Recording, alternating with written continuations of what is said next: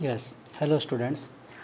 In previous lecture, we were talking about the uh, discovery of electron means cathode ray experiments, and we have write the few characteristics or properties of cathode rays. There are two properties. One is their path is independent of the position of the anode. Their path is independent to the position of anode. And the last one is cathode rays contain the smallest unit of negative charge. Cathode rays contain the smallest unit of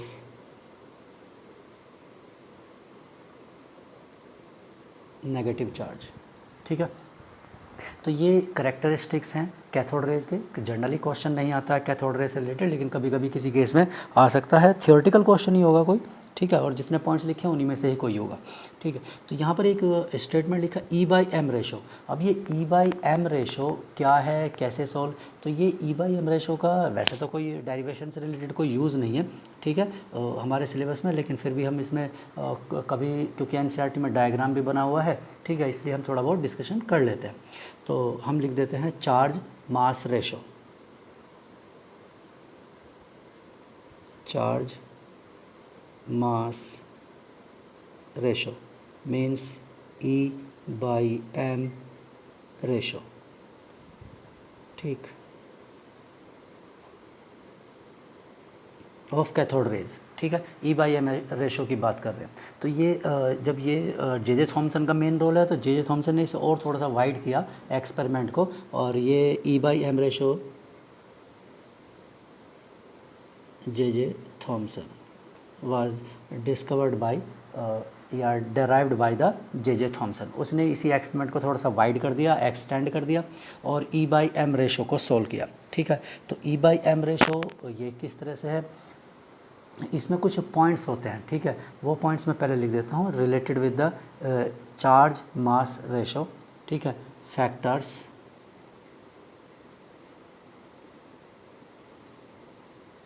related with E/M ratio.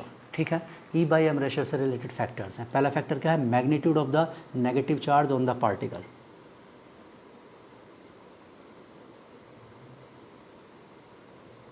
Magnitude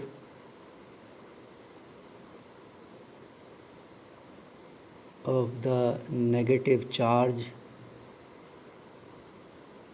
on the particle, मतलब कितना negative charge होगा particle पर, ये हमें कैसे find out होगा। ठीक है, तो ये हम रिलेटेड करते हैं the greater the magnitude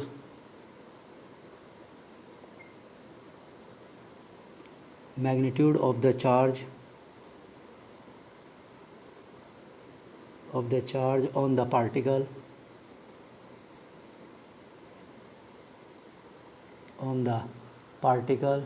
the greater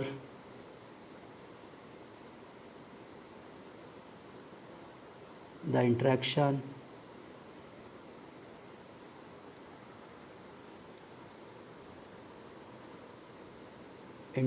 there is an interaction with the electric or magnetic field, with the electric or magnetic field।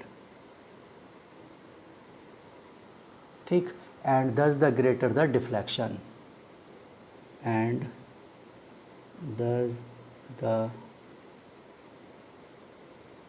greater the deflection। ठीक है। मतलब इलेक्ट्रॉन के ऊपर जितना चार्ज ज़्यादा हो, इलेक्ट्रॉन क्या किसी भी चार्ज पार्टिकल के ऊपर जितना ज़्यादा चार्ज होगा उसका इलेक्ट्रिक या मैग्नेटिक फील्ड के साथ उतना ही ज़्यादा इंट्रैक्शन होगा, और उसमें उतना ही, यानी इंट्रैक्शन मतलब रिपल्शन होगा, और उसमें उतनी ही ज़्यादा क्या होगा, डिफ्लेक्शन होगा। ठीक है, क्योंकि मैग्नेटिक फील्ड में साउथ पोल नॉर्थ पोल होते हैं और इलेक्ट्रिक में पॉजिटिव और नेगेटिव पोल होते हैं। तो जैसे कोई नेगेटिव चार्ज है तो वो नेगेटिव से क्या होगा, दूर भागेगा, नेगेटिव से दूर भागेगा, ज़्यादा दूर। ठीक है, जितना ज़्यादा चार्ज उतना ज़्यादा दूर मूव करेगा, डिफ्लेक्शन उतना ही ज़्यादा। मतलब चार्ज डिफ्लेक्शन के एंगल से या डिफ्लेक्शन की वैल्यू से we can find out the magnitude of the charge. जितना ज़्यादा डिफ्लेक्शन इट मीन्स उतना ही ज़्यादा चार्ज है, कम डिफ्लेक्शन हुआ इट मीन्स कम चार्ज है, बिल्कुल भी डिफ्लेक्शन नहीं है इट मीन्स चार्ज नहीं है। यानी कि चार्ज की वैल्यू को मैग्नेटिक या इलेक्ट्रिक फील्ड के में अप्लाई करने पर और उसके डिफ्लेक्शन से सॉल्व कर सकते हैं। ठीक है, और इसके लिए एपरेटस बनाया जाता है। ठीक है, मैंने एपरेटस पहले से ही ड्रॉ किया हुआ है, हम इसके बी और सी नेक्स्ट पॉइंट लिख लेंगे अभी। एपरेटस ये एपरेटस है इसका। ठीक है, मैंने पहले से ही एपरेटस बना लिया क्योंकि टाइम वेस्ट नहीं होगा।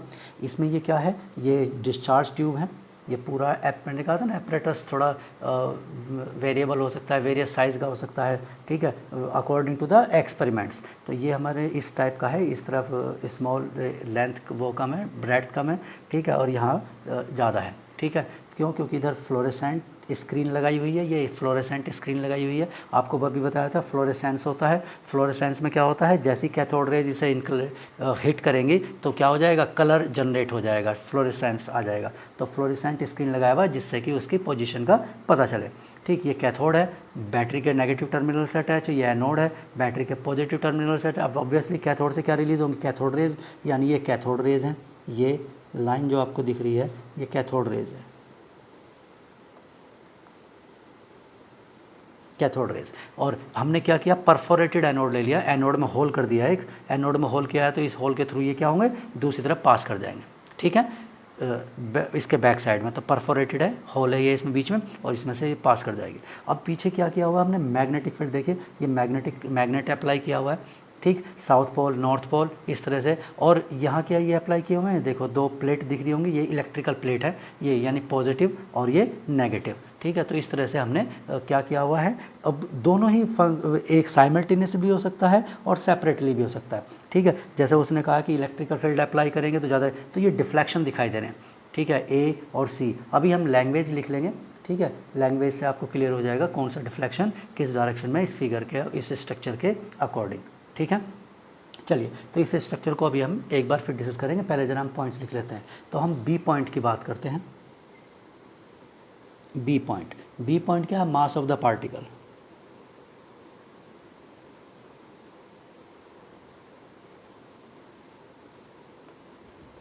पार्टिकल का कितना मास होगा ये किस पर डिपेंड करता है, the higher the mass of the particle, higher the mass of the particle, the lesser will be the deflection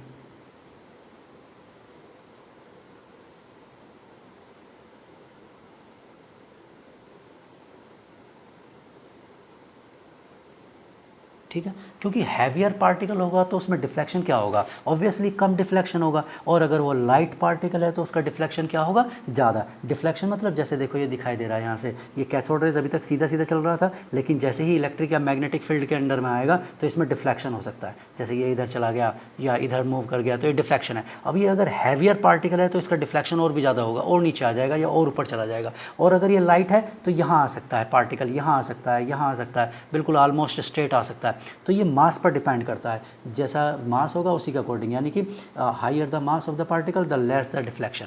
जितना ज़्यादा मास, अगर हैवियर है तो इधर जाएगा, लेकिन इलेक्ट्रॉन तो बहुत लाइट होता है, हमें नहीं पता कि वो लाइट है, वैसे ऑब्वियसली एक्सपेरिमेंट्स ही प्रूव करेगा कि वो लाइट है, यानी उसमें डिफ्लेक्शन ज़्यादा होगा। ठीक, तीसरा C part, strength of the electric और magnetic field.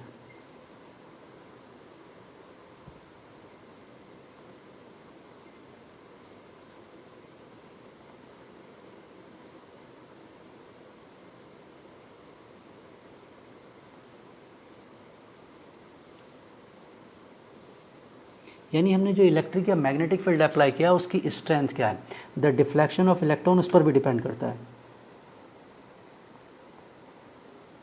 The deflection of electron, या इलेक्ट्रॉन की बात नहीं कर रहे, कोई भी और चार्ज्ड पार्टिकल, कोई भी, कोई नेसेसरी नहीं कि सिर्फ इलेक्ट्रॉन के लिए ये एक्सपेरिमेंट है। The deflection of electron from their original path, from their original paths increases, deflection increase कर जाएगा, increases with an increase in the voltage across the electrodes,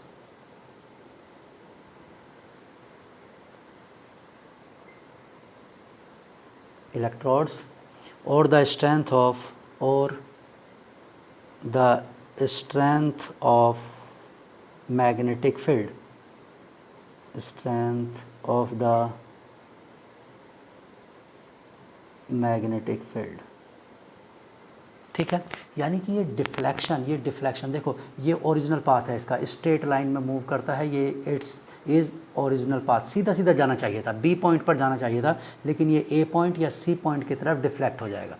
ठीक है, तो ए पॉइंट या सी पॉइंट की तरफ ये डिफ्लेक्ट कब होगा, ठीक, वो अभी हम देख लेते हैं। ठीक, ये वैसे इसमें आपने कभी फिजिक्स में थोड़ा बहुत पढ़ा होगा। ठीक, जैसे हमने ये मैग्नेटिक फील्ड नॉर्थ से साउथ की तरफ, मतलब ये मूवमेंट है, ये मूवमेंट ऑफ द पार्टिकल, मतलब इस मूवमेंट में जा रहा है, और ये हमने क्या किया, फिंगर्स को नॉर्थ से साउथ की तरफ रखा है। तो थंब की डायरेक्शन क्या होगी, पॉजिटिव चार्ज का मूवमेंट होता है। थंब की डायरेक्शन क्या होती है, पॉजिटिव, यानी ए पॉइंट की तरफ कौन जाएगा, पॉजिटिव चार्ज मूव करेगा। अगर ये पॉजिटिवली चार्ज पार्टिकल होता तो कहाँ मूव करता, ए पॉइंट की तरफ मूव करता, लेकिन ये कौन सा पार्टिकल है, ये नेगेटिवली चार्ज पार्टिकल है। तो only in the presence of magnetic field, ये पार्टिकल सी की तरफ मूव करेगा। तो वही हम दिखा रहे हैं इसमें। ठीक है, when only electrical field is apply. ठीक है, मैं सिर्फ इसके लिए एक लैंग्वेज लिख रहा हूँ ब्रैकेट में, ठीक है, जिससे आपको पता चले कि हमने क्यों लिखा है।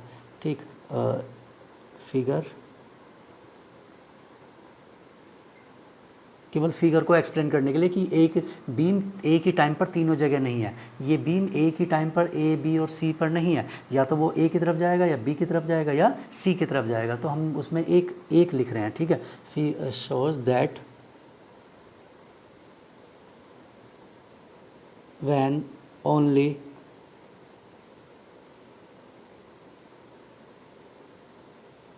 electric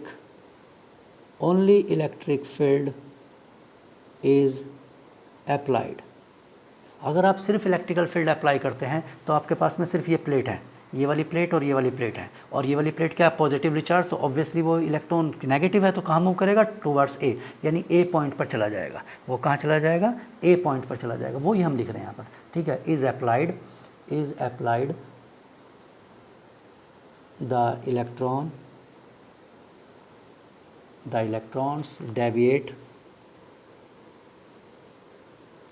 deviate from their paths and hit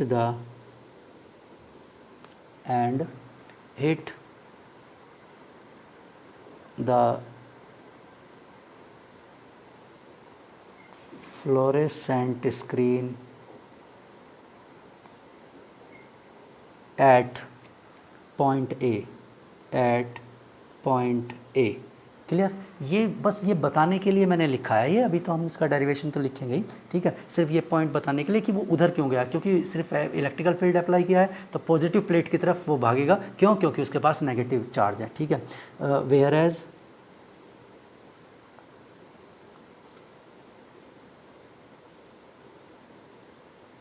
when only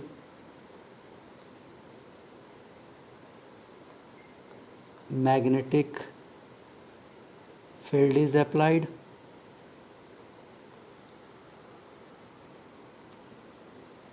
the electrons strike the screen, short में लिख देता हूँ मैं, ठीक है, फ्लोरेसेंट पूरा वर्ड लिखने के लिए, स्ट्राइक द स्क्रीन या ट्यूब, अगर स्क्रीन नहीं होगी तो क्या होगा, ट्यूब होगा, ठीक है, मतलब discharge tube eight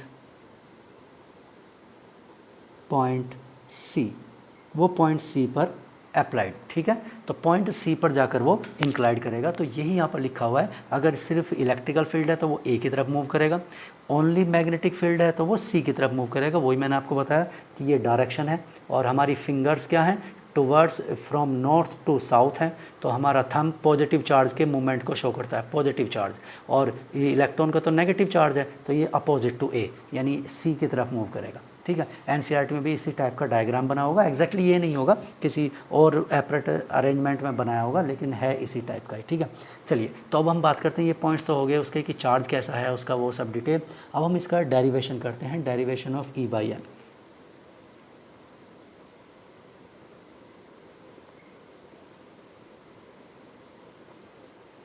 derivation of E by N, ठीक है, तो हम पहले लैंग्वेज लिख लेते हैं।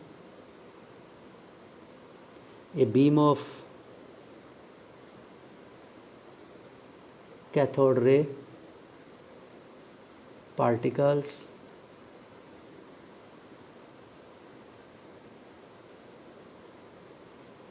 passed through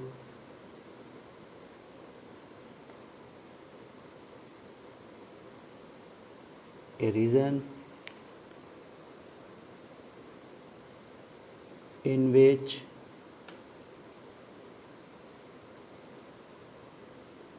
they could be subjected to electric and magnetic field. मतलब हमने क्या किया, एक बीम लिया है, उसे ऐसे एपरेटस में रखा है जहाँ से जब वो पास करेगी तो वहाँ पर उसमें क्या हो सकता है, इलेक्ट्रिक और मैग्नेटिक फील्ड के सब्जेक्ट में, यानी कि उसके अंडर में या उनके इन्फ्लुएंस में वो आ सकता है, ठीक है। अगर आप किसी एक फील्ड को अप्लाई करते हैं तो ट्रेजेक्ट्री क्या रहेगी उसकी, हॉरिजॉन्टल, मतलब हॉरिजॉन्टल ट्रेजेक्ट्री रहेगी, but the direction of the magnetic deflection was opposite to the produce by the electrical field. दोनों एक दूसरे के अपोजिट होंगे, वो हमने अभी भी लिखा है, मैंने अभी समझाया है आपको, ठीक है। If the electric field was applied and held constant, ठीक है, तो अब हम क्या करते हैं, अब हमें बी पॉइंट पर ले जाना है, हम उसे सीधा ले जाना चाहते हैं, ठीक है, ट्रेजेक्ट्री नहीं चाहते हैं, तो वही मैं आपको लैंग्वेज बता रहा हूँ। If the electric field was applied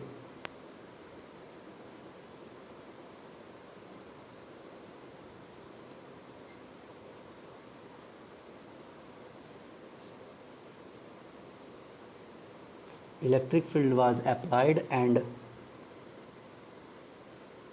held constant, यानी आपने अप्लाई भी कर दिया और उसकी वैल्यू को कांस्टेंट भी रखा है, ठीक है।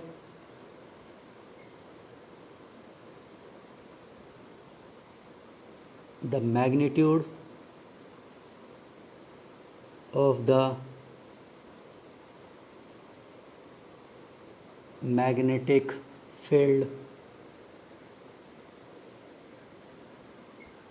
could be adjusted, ठीक है, अब उसे एडजस्ट करेंगे सो दैट या so as to retain the beam to its original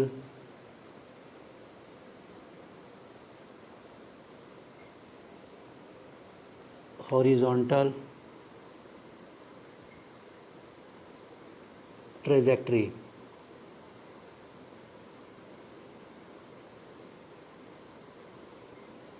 ठीक है, तो हमें क्या करना है, अगर हम सिर्फ एक फील्ड अप्लाई करेंगे तो वो जैसे इलेक्ट्रिक अप्लाई किया ए की तरफ भाग गया, हमने सिर्फ मैग्नेटिक अप्लाई किया सी की तरफ चला गया। तो अब हमने क्या किया, पहले इलेक्ट्रिक फील्ड अप्लाई कर लिया, ठीक है, इलेक्ट्रिक फील्ड उसे फिक्स कर दिया कि ये इलेक्ट्रिक फील्ड की पावर है, फिक्स कर दिया। अब पार्टिकल सारे ए की तरफ भागेंगे। अब मैग्नेटिक फील्ड उसमें अप्लाई कर दिया साथ ही साथ, और इतनी पावर का मैग्नेटिक फील्ड अप्लाई किया कि वो धीरे धीरे ए पॉइंट्स की तरफ जाना बंद कर दें, धीरे धीरे धीरे, और सी की तरफ भी नहीं जाना चाहिए। वो एग्जैक्टली कहाँ जाना चाहिए? अपनी beam its original horizontal trajectory, यानी ओरिजॉन मतलब point B. Horizontal trajectory means at point B, at point B, यानी वो बी पॉइंट पर जाना चाहिए। ठीक है, तो बी पॉइंट पर जाने के लिए हमने कुछ उसमें इस तरह से क्या किया कि मैग्नेटिक, और इस कंडीशन में क्या होगा, फोर्स इलेक्ट्रिक फील्ड का और मैग्नेटिक फील्ड का क्या होगा, इक्वल होगा। ठीक है, इन दिस कंडीशन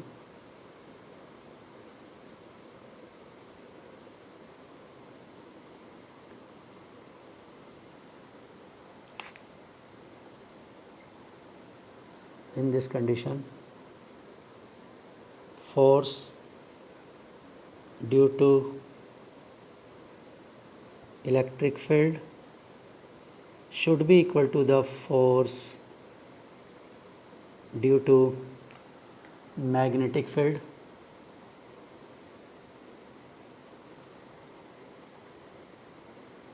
ठीक on particle। ठीक है, तो पार्टिकल्स पर क्या होना चाहिए, इलेक्ट्रिक फील्ड और मैग्नेटिक फील्ड का मैग्नीट्यूड इक्वल होना चाहिए। ऐसा क्यों? क्योंकि जब वो इक्वल होगा तभी ना तो वो ए की तरफ डिफ्लेक्ट होगा और ना ही सी की तरफ डिफ्लेक्ट होगा। ठीक, तो इलेक्ट्रिक फील्ड क्या होता है, ई इंटू ई। ठीक है, ई चार्ज है। ठीक है, और ये उससे जितना भी ईएमएफ वोल्टेज वगैरह सप्लाई करेंगे, इक्वल टू मैग्नेटिक फील्ड का फोर्स कितना होगा, एच ई वी। ठीक है, एच ई वी ये इसका फोर्स होगा। ठीक, एच ये ई चार्ज है तो ई से कैंसिल आउट हो जाएगा, देयरफॉर क्या आ जाएगा हमारे पास, velocity V equal to E upon H. Equation number 1 बना दिया हमने से। ठीक है, चलिए next.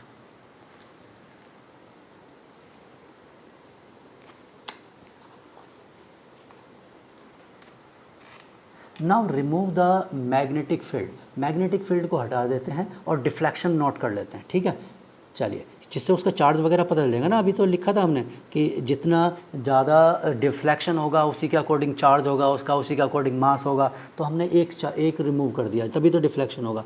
Now remove the magnetic field. ठीक है, मैग्नेटिक फील्ड रिमूव कर दिया है and measure the deflection of the particle या of the beam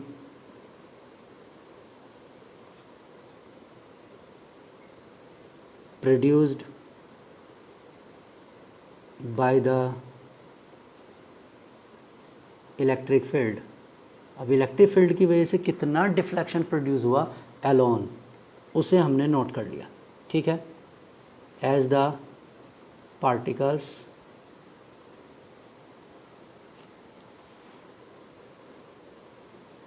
pass between the plates, plates के बीच में से पास कर रहे हैं ना, तो the electric force E produces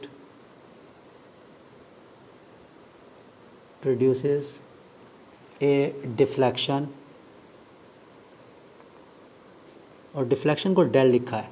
ठीक है, डिफ्लेक्शन को डेल से रिप्रेजेंट कर दिया, ये डिफ्लेक्शन बनाएगा। ठीक है, देन अकॉर्डिंग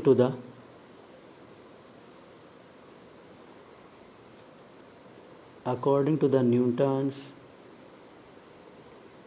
सेकेंड लॉ। ठीक, ई ये क्या है, फोर्स। ठीक है, और किसके इक्वल होता है, m into A, mass into acceleration. ठीक है, therefore a equal to E upon m, equation number 2। ठीक है, जितना भी फोर्स अप्लाई होगा वो एसेलरेशन होगा। ठीक है, यानी मास इनटू एसेलरेशन। ठीक, मास इनटू एसेलरेशन यानी कि m इंटू ए, तो हमने ए सोल्व कर लिया। अब डिफ्लेक्शन की बात करते हैं। The deflection del can be related to A means acceleration and time T, ठीक है। टाइम, अब टाइम कौन सा है ये, spend by the particle, by the particles between plate,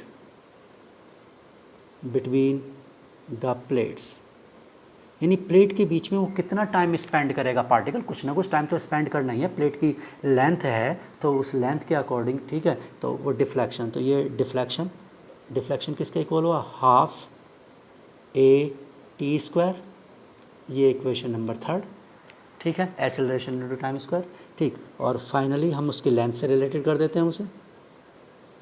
finally T time can be expressed in terms of the length, terms of the length of the plate L। Obviously अगर plate ज़्यादा lengthy होंगी तो उसमें time ज़्यादा spend होगा, कम होंगी तो कम spend होगा, ठीक है। And the velocity of the particle v, v velocity है, पहले भी लिखा हुआ था हमने, उससे पिछले वाले पेज पर लिखा हुआ है वेलोसिटी का, ठीक है। तो यहाँ से कैसे रिलेटेड होगा, ऑब्वियसली टाइम इक्वल टू क्या होगा, L अपॉन v, ठीक है। यानी कि टाइम क्या होगा, लेंथ, जितनी लेंथ है डिवाइडेड बाय वेलोसिटी, जिस वेलोसिटी से मूव कर रहा है, ये इक्वेशन नंबर 4, ठीक। और from equation second, third and fourth, equation number second A है एक्सेलरेशन, इक्वेशन नंबर थर्ड में एक्सेलरेशन है, और इक्वेशन नंबर फोर्थ में टाइम है, और इक्वेशन नंबर थर्ड में टाइम है। तो हमने इसे क्या किया, रिलेट कर दिया। तो ये डिफ्लेक्शन इक्वल टू क्या हुआ, half E charge upon M into L upon V square, equation number 5, ठीक है। Now the from equation 1 and 5, from equation 1 and 5, ठीक है, क्योंकि 1 में वेलोसिटी है और इक्वेशन नंबर 5 में वेलोसिटी है, ठीक है। तो क्या हो जाएगा, E by M equal to 2 del upon L square, length square, E upon H square, ठीक है। ये है ई बाई एम, यानी कि आप ई बाई एम को सॉल्व कर सकते हैं। उसके डिफ्लेक्शन, कितना डिफ्लेक्शन हुआ उसमें, लेंथ ऑफ द प्लेट क्या है, ई इलेक्ट्रिक फील्ड की पावर क्या है, और एच मैग्नेटिक फील्ड की पावर क्या है, इसके बेस पर। तो क्या आता है, ई बाई एम वैल्यू एक्सपेरिमेंट के अकॉर्डिंग, ठीक है, ऑन एक्सपेरिमेंट्स के अकॉर्डिंग ई बाई एम की वैल्यू क्या आती है, ई बाई एम की वैल्यू आती है 1.76 इंटू 10⁸ कूलम पर ग्राम, ये ई बाई एम वैल्यू आती है। और अगर ई एस यू में इलेक्ट्रोस्टैटिक यूनिट होती है, एक इलेक्ट्रोस्टैटिक यूनिट, ठीक है, इलेक्ट्रॉन के चार्ज को नोट करने की इलेक्ट्रोस्टैटिक यूनिट है 5.27 इंटू 10⁻17 ESU पर ग्राम। ये एक्सपेरिमेंटल वैल्यू है, एक्सपेरिमेंटल मतलब जे थॉमसन ने ये सब ड्राइव करने के बाद, ये सब करने के बाद में फील्ड की वैल्यूज़ को नोट किया, ठीक है, और क्या क्या वैल्यू थी, डिफ्लेक्शन को नोट किया, और उससे ई बाई एम का आंसर ये आता है, हर बार यही आएगा। अब आप कहेंगे सेम क्यों आएगा, क्योंकि वो लिखवाया हुआ है कि ये ना गैस पर डिपेंड करता है, ना वोल्टेज पर डिपेंड करता है, ना कैथोड की नेचर पर डिपेंड करता है, किसी पर भी डिपेंड नहीं करता। क्यों, क्योंकि इलेक्ट्रॉन का मास और इलेक्ट्रॉन का चार्ज क्या रहता है, फिक्स्ड रहता है, ठीक है। तो वो ई बाई एम रेशो की फॉर्म में हमेशा क्या रहेगा, फिक्स्ड रहेगा, ठीक। तो ये मैंने सबसे सिंपलेस्ट फॉर्म में आपको बताया है कि वो किस तरह से हमने उसे, जे थॉमसन ने उसे कैलकुलेट किया होगा ई बाई एम रेशो के लिए, ठीक है, ई बाई एम रेशो को। और वैल्यूज़ भी मैंने आपको बता दिया है कि क्या वैल्यू है, ठीक। और केजी में सोल्व करेंगे तो फिर केजी में तो वो आपको पता ही है, ग्राम में लिखा है तो केजी में उसकी वैल्यू क्या हो जाएगी, थोड़ी चेंज हो जाएगी। क्या हो जाएगा, ग्राम को केजी में कन्वर्ट करेंगे तो नीचे 10⁻³ होगा, ऊपर आकर वो क्या हो जाएगा 11 हो जाएगा। अगर पर केजी में लिखना है तो वो आप पर केजी में लिख सकते हैं, उसमें कोई दिक्कत नहीं है। हो सकता है कि कूलाम पर केजी लिखा हो तो कूलाम पर केजी में इसकी वैल्यू होगी 1.76 इंटू 10⁻11। ठीक है, ये पावर 11 हो जाएगी कूलाम पर केजी। ठीक है, कूलाम उसका चार्ज होगा और पर केजी यानी कि E/m की वैल्यू ये आ जाएगी अगर हम उसमें केजी की टर्म्स में उसे लिखेंगे। ठीक है, और E/m पहले ही बताया है कि ये फिक्स्ड वैल्यू है, ये कभी चेंज नहीं होगा। ठीक है, क्यों हम उसमें E/m को ये एक्सपेरिमेंटली सॉल्व करने के बाद यही न्यूमेरिकल वैल्यू आती है। ठीक, और वो हर बार सेम आती है तो ये बाद में लिखा गया। ठीक है, एक्सपेरिमेंट करने के बाद ये लिखा गया है कि जब भी कोई भी गैस यूज़ करते हैं, हीलियम, नियॉन, आर्गन या कार्बन डाइऑक्साइड या ऑक्सीजन गैस, कोई भी गैस यूज़ करते हैं सेम रिज़ल्ट आता है, E/m वैल्यू की यही सेम आता है उसी टाइप से। ठीक है, और वैसे ही डिफ्लेक्शन और वही सब चीज़ें, मतलब एग्जैक्टली सेम रिजल्ट। तो हो सकता है कंपटीशन में क्वेश्चन पूछ लें E/m of cathode rays is depend on, नहीं डिपेंड करता ही नहीं है, इट इज़ इंडिपेंडेंट, ये इंडिपेंडेंट होता है। ठीक है, लेकिन ये E/m रेशो है, E/m रेशो। ठीक है, ये एग्जैक्ट इलेक्ट्रॉन का चार्ज नहीं है। तो इलेक्ट्रॉन का चार्ज किसने सॉल्व किया, इलेक्ट्रॉन का चार्ज सॉल्व किया मिलिकन ऑयल ड्रॉप एक्सपेरिमेंट से। ठीक है, charge of the electron, charge on the electron. ठीक है, तो ये तो रेशो आया ना E/m का, एग्जैक्ट E की वैल्यू या m की वैल्यू नहीं है। आपने स्टार्टिंग में ही इलेक्ट्रॉन का चार्ज लिखा था, कितना लिखा था 1.602 इंटू 10⁻⁻19 कूलाम। ठीक है, हमने लिखा था, और साथ साथ मास भी लिखा था। क्या मास लिखा था 9.11 इंटू 10⁻31 kg, ये हमने लिख दिया था। लेकिन ये तो रेशो है, अब रेशो में इस आंसर को लाने के लिए तो हम तो कुछ भी वैल्यू लिख सकते हैं, क्योंकि को बहुत सारी वेरिएबल वैल्यूज़ होंगी जो E/m यानी E और m के प्लेस पर प्लेस हो जाएंगी, और 1.76 उनका क्या आ जाएगा इंटू 10⁸ रेशो आ जाएगा। ठीक है, ऐसी वैल्यूज़ हो जाएंगी। तो इसीलिए मिलिकन एक्सपेरिमेंट, ये charge on the electron was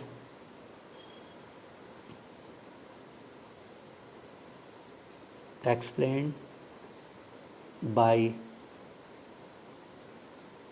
Millikan, MILLIA, Millikan, with the help of its oil drop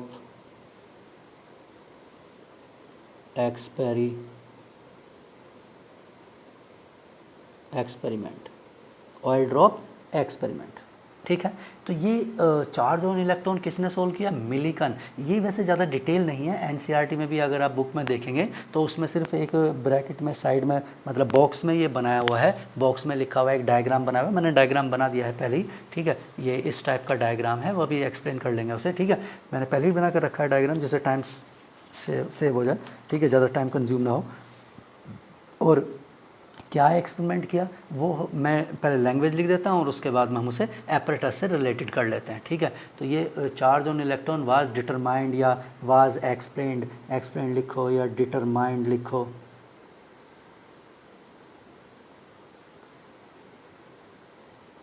ठीक है, तो डिटरमाइंड या एक्सप्लेन लिखो, कोई दिक्कत नहीं है, बाय मिलिकन और with the help of oil drop experiment, oil drop experiment, इसका एक्सपेरिमेंट का नाम ऑयल ड्रॉप एक्सपेरिमेंट था। ठीक है, चलिए, तो इसमें क्या किया गया, मैं पहले लैंग्वेज लिख देता हूँ थोड़ा सा और उसके बाद में उसे डायग्राम से समझ लेते हैं। वो spherical oil drops, spherical oil drops from the atomizer। Atomiser एक एपरेटस है जो स्फेरिकल ऑयल की ड्रॉप्स बनाने में हेल्प करता है।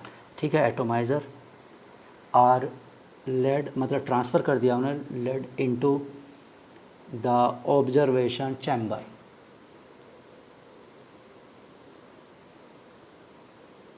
ऑब्जर्वेशन चैम्बर, ठीक है। There they become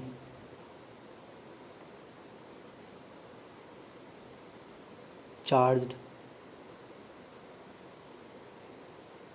by a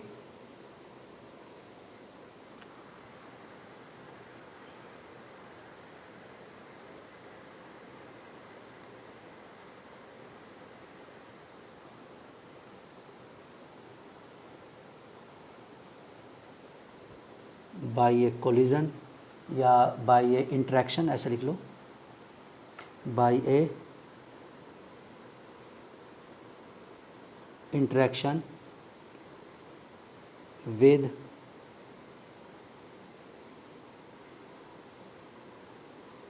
gaseous ions